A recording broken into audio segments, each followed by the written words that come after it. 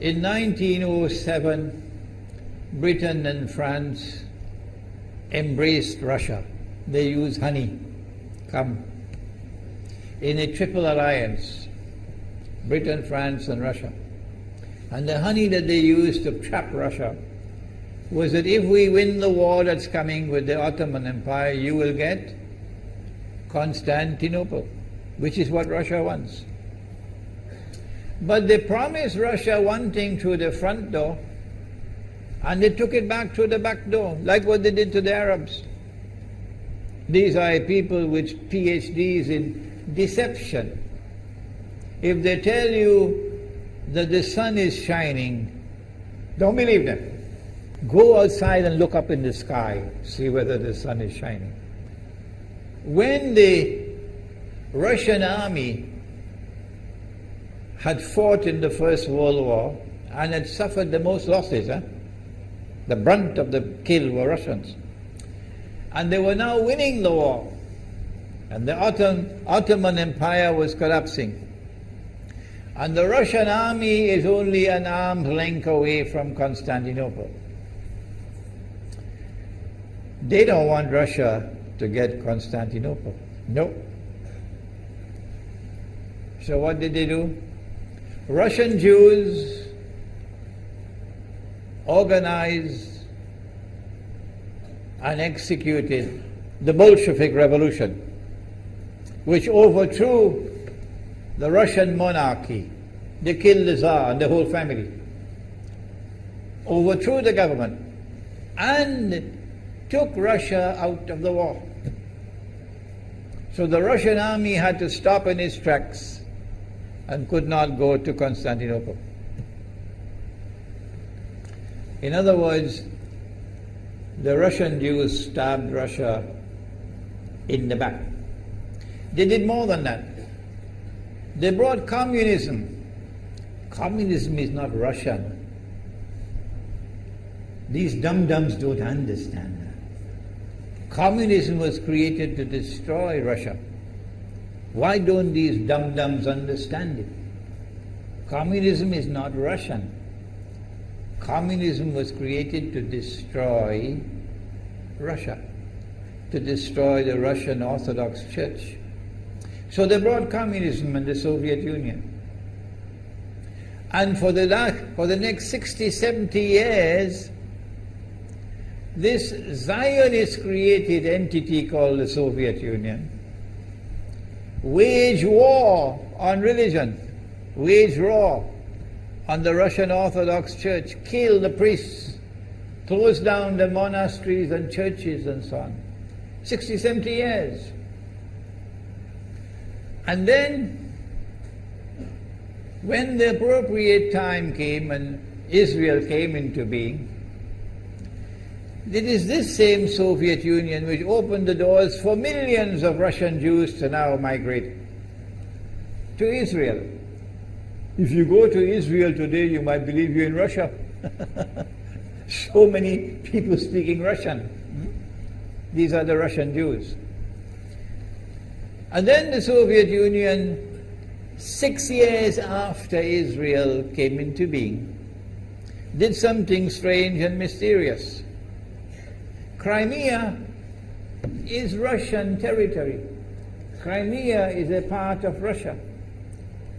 The Soviet Union decided to give Crimea as a gift to Ukraine. Why did they do that? The historians don't tell you. So let Imran tell you. They gave Crimea to Ukraine in order to stab Russia in the back one more time. Because if Russia loses Crimea, it will enhance Israel's security. The Russian Navy is based in Crimea, and there's a straight line from Crimea to Constantinople. To get out of the Black Sea and to get into the Mediterranean Sea, you got to pass through the Bosphorus. And the city of Constantinople is located right there on the Bosphorus. So they gave Crimea as a gift to Ukraine. They never bothered to consult the people of Crimea and get their consent. No. They never bothered to seek the permission of the Russian people. No. But Washington doesn't want to hear that. The foolish man who now sits in the White House of the United States, the foolish man who would like to pretend that he's a man of wisdom, he doesn't want to hear. But what are the rights of the Russian people? Were they not violated? Do they not have the right to correct Iran and recover the territory which was unjustly taken away from them on Israel's behalf? Obama doesn't want to hear that. It's inconvenient for them. But in this masjid, we will expose whether it's convenient to you or not. They did more than that. Not only did they give Crimea to Ukraine, but earlier on they gave eastern Ukraine. Eastern, part of it is now eastern Ukraine was Russian. It was Russian. And the Soviet Union gave it as a gift to Ukraine. Why is it being given to Ukraine? Answer is that when the proper moment comes, the same people who brought the Soviet Union into being now have a method by which they can cause it to collapse. The method that they're using now in Venezuela, popular demonstrations, they did it in Egypt, they did it in Tunisia. They are masters of that. They did it with the Soviet Union. I used to think that the Soviet Union collapsed because of Allah's kindness. But I was wrong. No, it was the Zionists who brought down the Soviet Union because they didn't need it anymore. Like tomorrow they wouldn't need you anymore, Saudi Arabia. And they wouldn't need you anymore, Islamabad. When will you understand that? They'll just throw you to the dogs. You served them long enough. So they brought down the Soviet Union.